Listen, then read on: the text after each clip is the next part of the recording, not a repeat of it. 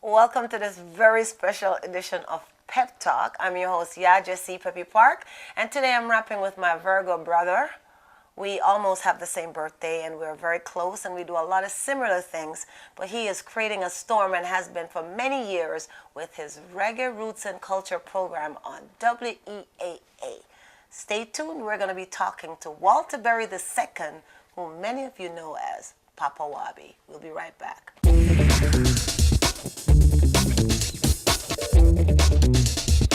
So, Brother Peru, thank you so much for coming to the show. To be in these places at the time that. So yeah, I'm in the right place at the right time. Hear what's up now?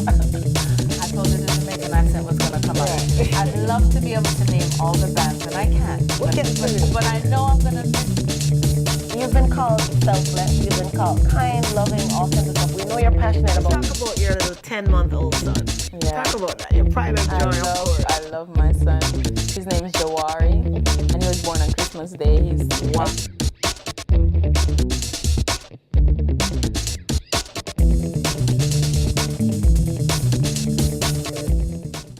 My Virgo brethren, Wabi, big up yourself. So yeah, shake my hand now. Welcome to the show. What, you want a hug or something? Okay. Okay, as you can tell, or if you haven't figured it out yet, we're very good friends. We're also two Virgo people and we share a lot of similarities. And I'm very, very honored to be talking to Papa Wabe. Papa Wabe is normally on the other side doing the interviews as the interviewer.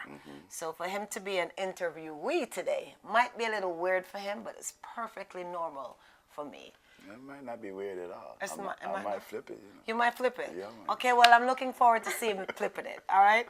So let's talk about the fact that I know you get this a lot. You're on the show that's called Reggae Roots and Culture, Right. where you play primarily reggae music, right? And, you know, reggae primarily comes from Jamaica. So do you find that a lot of people think that you're Jamaican? All the time. All the time. But I have to say, even though reggae came from Jamaica, it's worldwide now. So we do our best to put in music from around the world, and we're working more on that as well, particularly from Africa, here in the States, Europe, you know, different places where people are expressing their positive vibes through reggae music, you know, and it's done in many ways: protest, love, spirituality, all kind of ways, you know, because Rastafari is worldwide. Rastafari is worldwide. So you're obviously not Jamaican. That's what you're saying. You're not Jamaican. As I checked my family history and all them something there, I haven't met anyone in the family yet that has, you know, from Jamaica, but being that we all Africans, you know, somewhere in the blood, but no, I'm not born Jamaican. Okay, we're gonna adopt you, because you're doing some good stuff, and we don't mind calling you a yardie. Yo when you hablo act right. también. Yo hablo español también. Speak a Okay, little Spanish okay, too. and Wabi speaks Spanish, and you know what? This is gonna be happening throughout the entire interview, because there's this camaraderie among us, and he is just ridiculous, as you can tell. So Wabi, let's talk about your history. When did you fall in love with reggae music? Oh, wow. Music. I've always been in love with music, reggae in particular. I have to say, in the early 70s, you know, hearing Jimmy Cliff and Toots and other early pioneers of the music coming out of Jamaica. More so I was interested in the positive message, the protest music, you know, being a child of the 60s and into the 70s. I grew up with that music, you know, Black Power movement, message music, music to make you think, you know, music that talked about the social conditions of the time, you know, Curtis Mayfield, other artists. And so when in the early 70s, as that music in America, on America radio, started kind of fading into the disco, love disco thing, then the music for me that got me, aside from funk, because I am a funketeer, you know, all the way, you know, gotta love the funk, you know. And so being a young youth at that time, being into the music and into my surroundings and into the culture, then reggae, the message that was coming out of Jamaica, the message, the social music, and particularly the Rastafari, you know, so it was that message and that music was like, yeah, That's was, and we're all one, and still being a young youth, and my father was in the Air Force, so we grew up traveling. So therefore, at an early age, I was exposed to people of different countries and cultures and ways of looking at things. So it never really stuck in one box. So that's how we arrived to where we are now. That's how you arrived to love reggae. Do you have a favorite reggae artist? Many. Okay, so yeah, many. a whole heap of favorites. Yeah, many. So, because we know some of them personally. We know some who aren't here. And every artist has the many. Many. Yeah, Okay, let's many. leave it at many. And you have interviewed many of those many that you like. Yes. Over the course of your career. I want to talk particularly about when you started being on air on WEAA for Reggae Roots and Culture. When did that chapter in your life begin, Papa Wabe? This September will be 7 years. 7 years. Right there. And previous to there, we started WPFW in Washington, D.C. In 1978, we came to volunteer, October 1978. And we just stayed with it. Initially, I was going to school. I was a photographer. I was going to be a journalist. I was going to be the next Ed Bradley, Gordon Parks, Max Robinson. And Max Robinson was one of the early black anchors in the D.C. area on TV.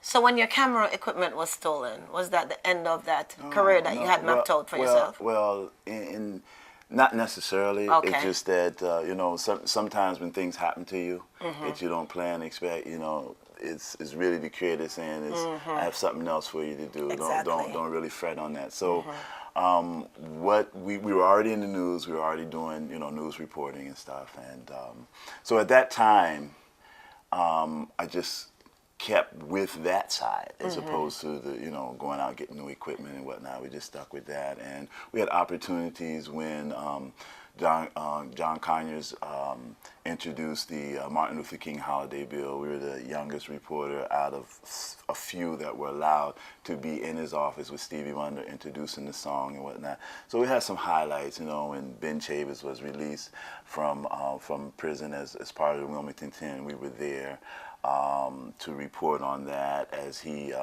did some things, at that time as well. So, so that was but getting into the news and being involved in the news, especially being a young brother in D.C. at that time, it showed me a lot of things that the news director and people who are making decisions are not really in touch with what's really going on out in the street and in the neighborhoods and things like that. So when you have assignments and you go out and you do those, and then somebody says, well, that's not relevant, or we're not going to deal with that now, it's a little frustrating. And so I would run into that.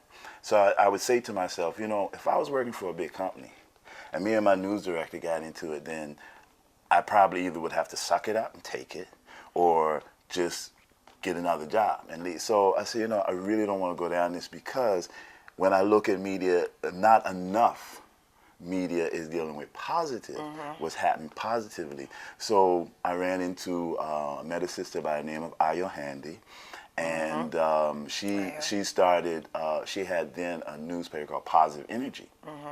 And that's what she was all about. So we wrote a few articles there to test my little writing skills, and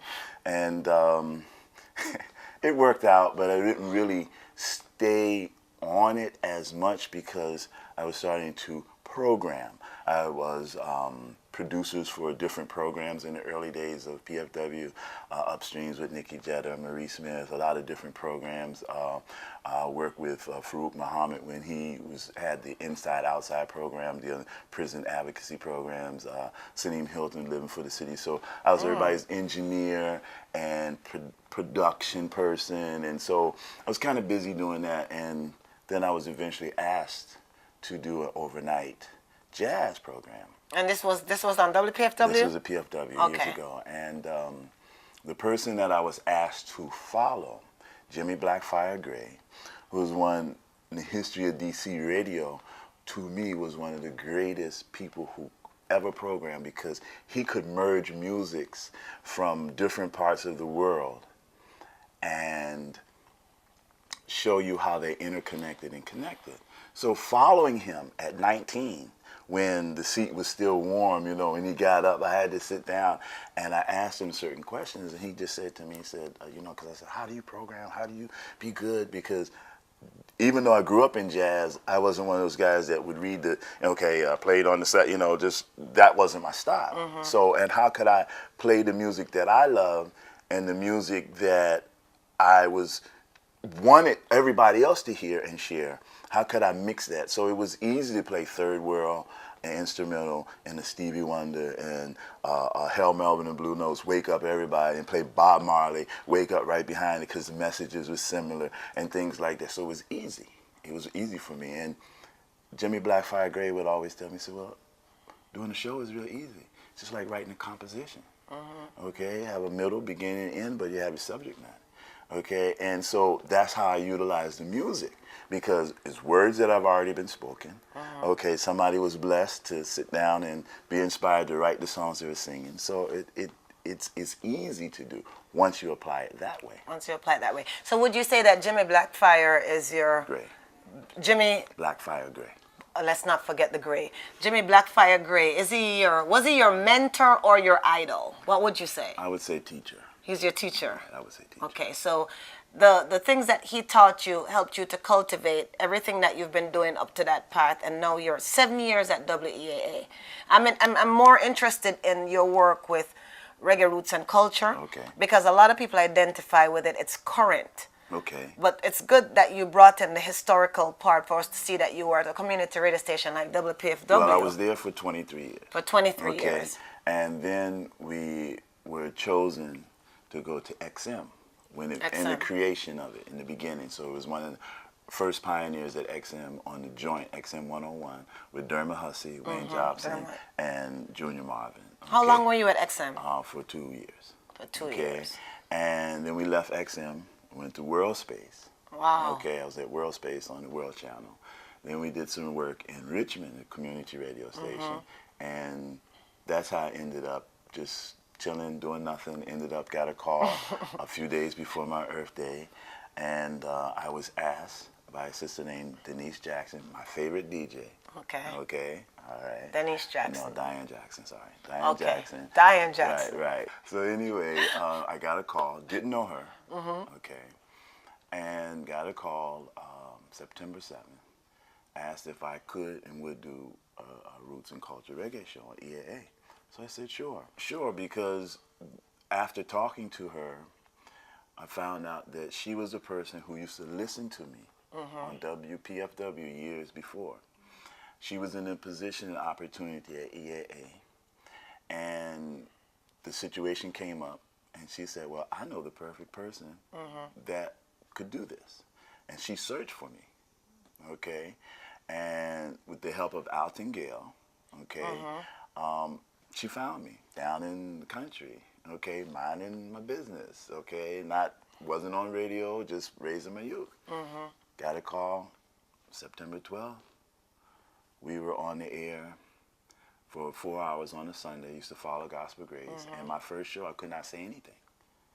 I was told, because contract hadn't been written, that I could come on the air, I could do the 4-hour program, but I could not say anything on the air. Could not read anything, could not say, no problem. So you're just playing music? Playing music with a message, and within the first hour and a half, I received at least about 20 phone calls.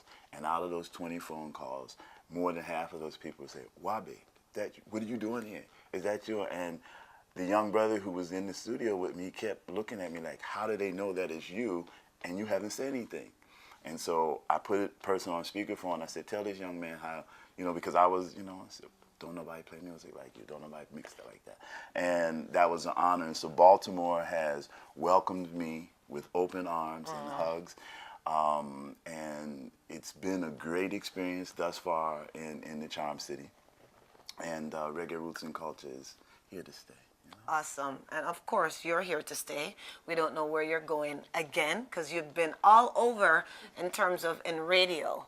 And you're still a journalist, by the way, even if you're not the one that you thought you would be. Well, we've been writing for Roots Reggae and Culture magazine, Jabalani Tafari. We've been doing CD reviews, so we have been keeping my writing things current. We're still trying to get you to do my bio, though. Okay, I don't know who the you is that he's talking about, but let's continue the conversation.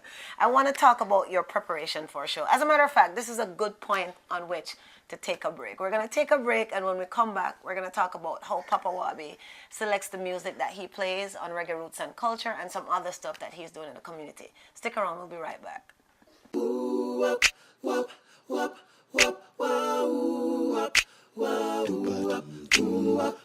Plant your seed and let it grow. You reap just what you sow. For those who want to know, I'm a conscious farmer. This is revelation time. We're living in Laodicean time. Let's get back to the conversation. Is there a process that you have for when you're selecting your tunes for Reggae Roots and Culture? Yes, and it's basically the same.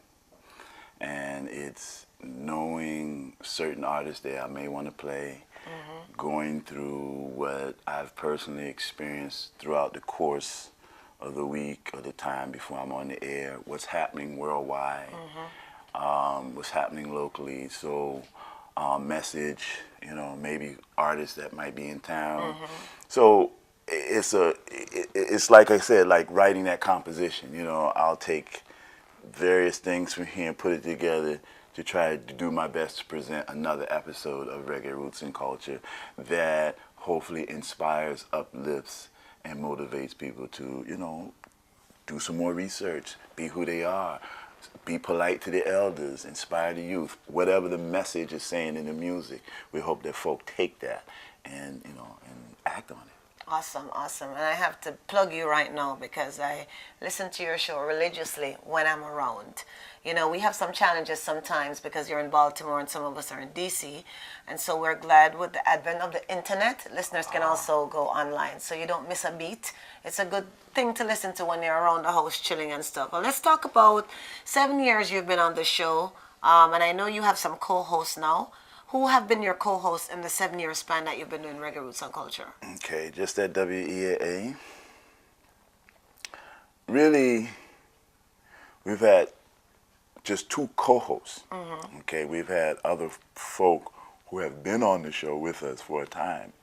Mr. Music was my, well, I'll go back. Super Slice. okay. When I first started, he was my co-host, and we kind of co-hosted. I did my thing, and he did his DJ thing at the end, toward the end of the show. But Mr. Music was my first, like, in the studio with me, same time co-host on WEA, Reggae Roots and Culture, and then now Kiki Meeks. Now, Donna Powell was with Music and I Shall Cole was with, but not as co-host, but just as, you know, in the studio with us, you know, doing other things, color commentating if, you know, we were doing talking TV and sports stuff, you know, to analyze it that way. Okay, and I know you've interviewed countless people on your show. Like you said, you keep it very topical and current in terms of interviewing the artists who are in town. Today you had a wonderful interview with Rashilo, which is now Rashai High. I heard that. I caught that. And then you also had a wonderful interview with Shabaranks, who is in town tonight. And by the way, today is August the 20th. You're seeing this later, okay? And very good interviewing skills. Have to give you your props for that. Do you have a favorite interview that you've done that you think about it and you're just smiling because it was so great? Well, just about all of them. Okay. But one that I would love, that if anyone out there is watching this, seriously, the interview I did with Garnet Silk, okay, in 1993, when he came to Washington, D.C. with Barris Hammond and Tony Rebel and performed at UDC's auditorium, okay?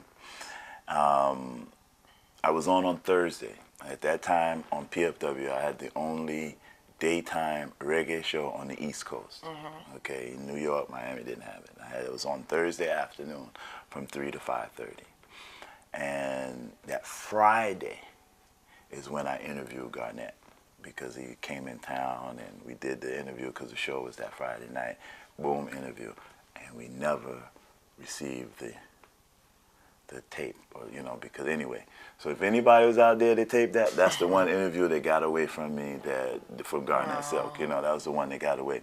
But all the rest, I've had great interviews with just about everyone I spoke with. Bunny Wailer, Shaba, of course, Bourgeois, Glenn Washington, Everton Blender, Dennis Brown, Joseph Hill, of course, enough artists.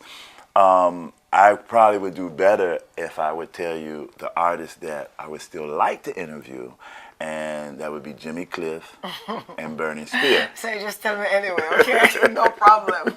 Okay, Jimmy Cliff and Burning Spear, if you're watching this from anywhere, the one and only Papa Wabe would love to interview you. All right? Okay, let's get back to this. We know you do reggae roots and culture. You've been doing it for a while. It's now on Saturday mornings from 10 to 1. Yes. And it was previously on Sundays. Talk about that change in terms of how it affected you for your personal schedule, the listeners, and how you've moved around now, because it's been on Saturdays for a while now, the different time slots. Yes, I'm still hurt that an hour was taken from me. Okay. All right. When we were on Sunday, I love Sundays because there was no other reggae show on Sundays except for after mine. And I have to big up the Dub Master, who's on Towson radio station in Baltimore. Okay. Okay, because he was on Sunday. And we made a great combination on Sunday because I was on from 3 to 6. And, from 2 to 6. I had the 2 to 6 super mix, as Yellow Man would say. The 2 to 6 super mix. You get that one, right? Yes, Okay, Papa right. Wabe, I got that one. So we were on from 2 to 6, and that was a great time because we were on after Gospel Grace. And so coming out of a gospel program gave me a great opportunity for at least the first half an hour to play reggae gospel or music from the Curating as gospel. So it was a great blend to educate and uplift folk. And first we got to fight for it because a lot of people would come on and say, "I just came from church. If we got a music and that," I said, "Just listen, just listen." And after several months, some same people would call me.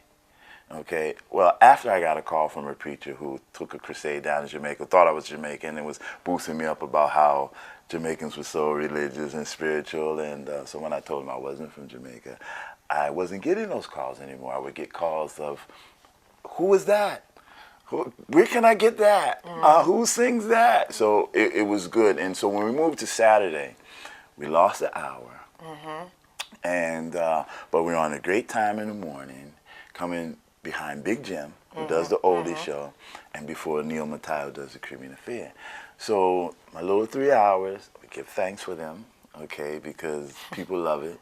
And we just are trying to build more, and of course with the advent of the web and with your help, that we will be able to spread the music and the message a lot further. Awesome. So we know you do a lot of hosting gigs. You're MC for a lot of shows. I've actually shared the stage with you on some events.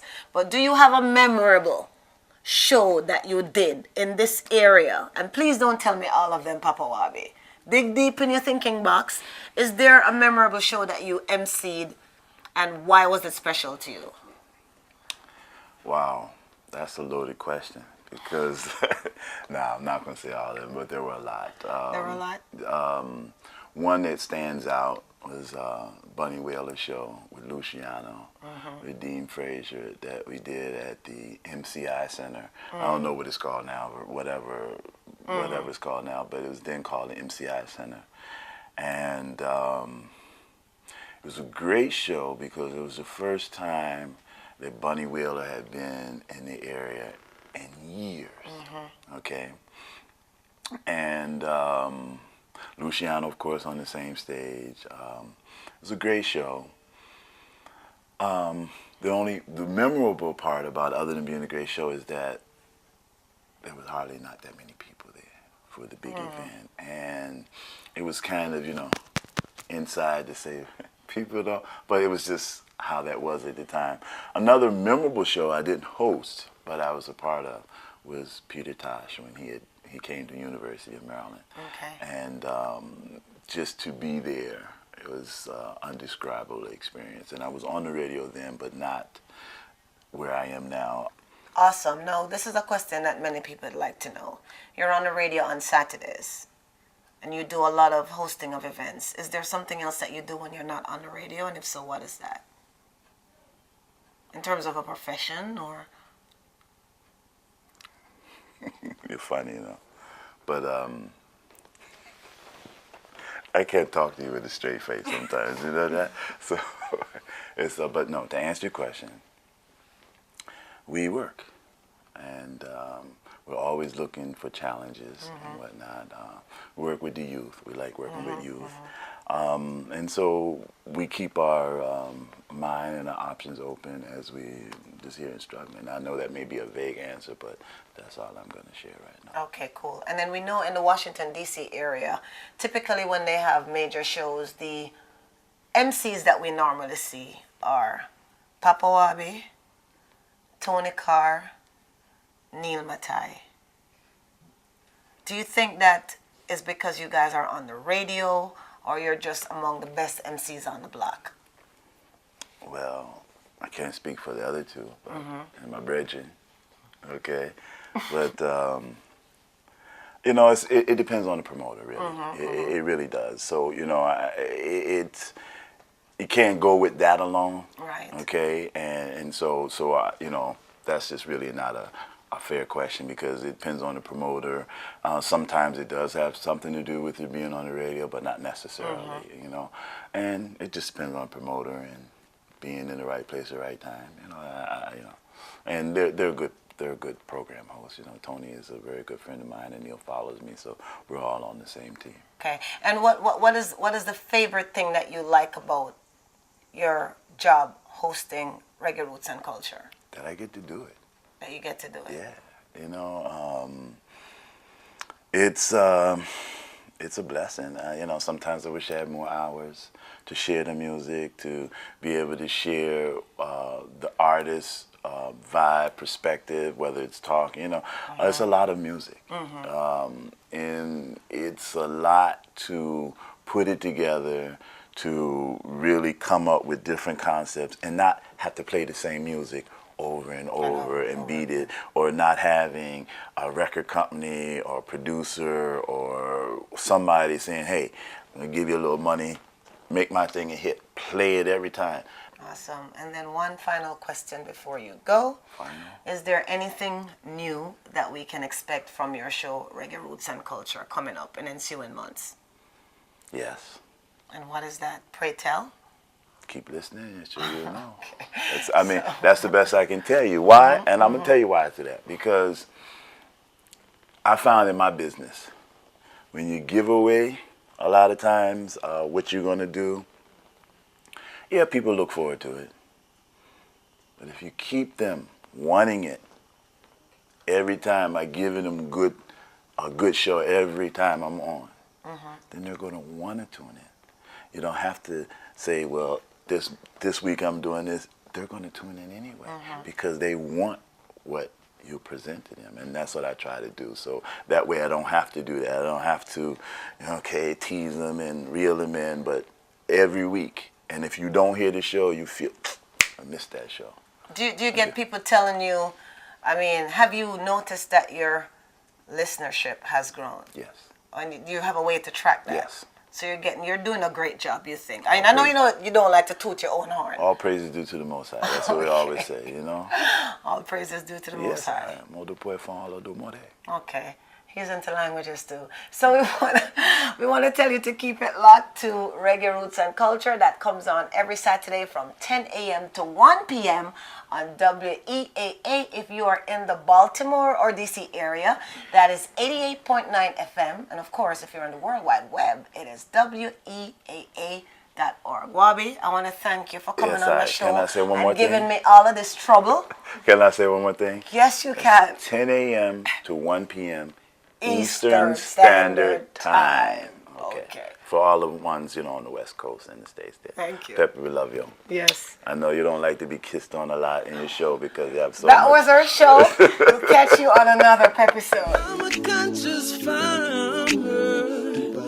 This is revelation time. Living in Laodicea time. Melodies to help you free your mind. Cause I'm a conscious farmer.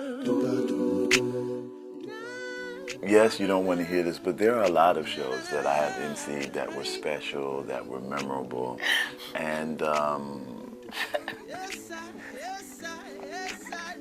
Bloopers. Okay. What is your problem, man? See? Seriously. This is what happens when you interview someone who always interviews.